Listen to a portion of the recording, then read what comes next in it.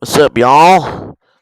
Today I'm going to be talking to you guys about F1 Manager 2023, the successor to F1 Manager 2022. So, first up, let's actually compare this to the first game. So, F1 Manager 2022 came out in summer of 2022, I think, and I have 200 or something hours in it. Basically, you take the role as an F1 team principal, and I played a few seasons on it. I currently am on season of 2025, so I've done 3 whole seasons so far. It's a lot of fun. There's tire strategies, qualifying strategies, practice strategies, car setup, car development strategies. My favorite part is the drivers that you hire. But anyway, um, that game's cool. But F1 Manager 2023 is gonna come out in like the same time, but a year later. So first up, right? This might look familiar because it's literally the exact same thing, but with the rounded buttons. So I'm not too pleased about this. There's like one difference. It's like the text in the battery icon and the icons and the strategy window is exactly the same. Anyway, so not too exciting there, but what we're thinking interesting is driver confidence. So you might think if you play the game right, this shows up like a version of this um during free practice when you're trying to get your car set up, and there's like a percentage.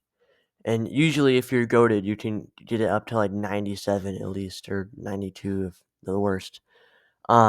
Anyway, if you notice, this is lap 2 of a race. So there's driver confidence during a race. That's very interesting. You can see visible sectors on the map. That's also interesting. I don't know if that's improvement or who's the best there. I don't know what that exactly is. You also notice that the graphics are basically the same, or maybe a little bit shinier and a bit less gloomy. And then we go to the design menu, right? It's the same thing but rounded and with numbers. And there's a simplified thing here. I think this is nice because it actually you don't see all the bunch of different things. I just hope that they didn't simplify the development. I also hope that they explained more because it kind of gotta assume stuff, and it's really hard to find out the best way to play it. But anyway, if you look, so you got drag reduction. That's in the last game. Engine cooling. Who knows if this even improves performance? They had never talked about this at all. No one has mentioned anything about this.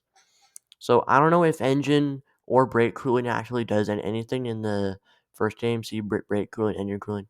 I don't know. It would in the real world, but I don't know if it does in this. Then airflow middle, blah blah blah. But look at this durability, minimum lifespan, 9,000 kilometers. That's like 9 megameters. That's a lot of distance. So that's interesting because durability might get affected by the components. Um, we see another instance of the race driver confidence. Um, the sector thing looks cool, and there's telemetry, which was also in the previous game. We noticed that the driver order is pretty realistic. Red Bull, Ferrari, Mercedes, Aston Martin. That's all accurate. And Alpine up there, going around minding my own business, and this. So we don't get a whole lot, but um, this is yet another game made by a friend here who also made the previous installment of the series. They also made Elite Dangerous, which used to be really freaking amazing, and then it kind of went downhill from there. I mean, there aren't any microtransactions in F1 Manager because there can't really be. But anyway, that's the main gist.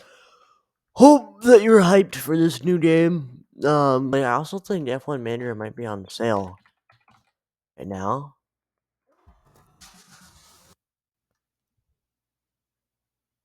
Holy freaking crap, it is.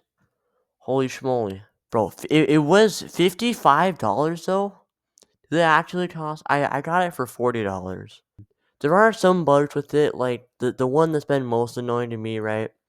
Is if an idiot crashes into a wall, but it's not like severe enough for a safety car, there's a VSC, right? You can go into 16 times time warp, right?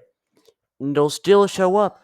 But oh, would you look at that? Now it's normal speed again.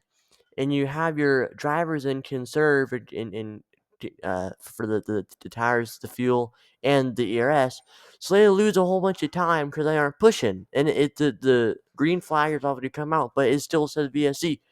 So you gotta baby your cars, watch them go around to like 2 miles an hour. So that's one annoying bug.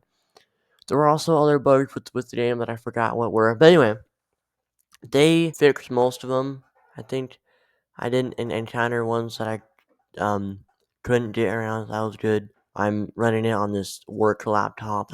Bro, it's slow as frick. Like it can do work insanely well. But when it comes to games, it's just a piece of garbage. So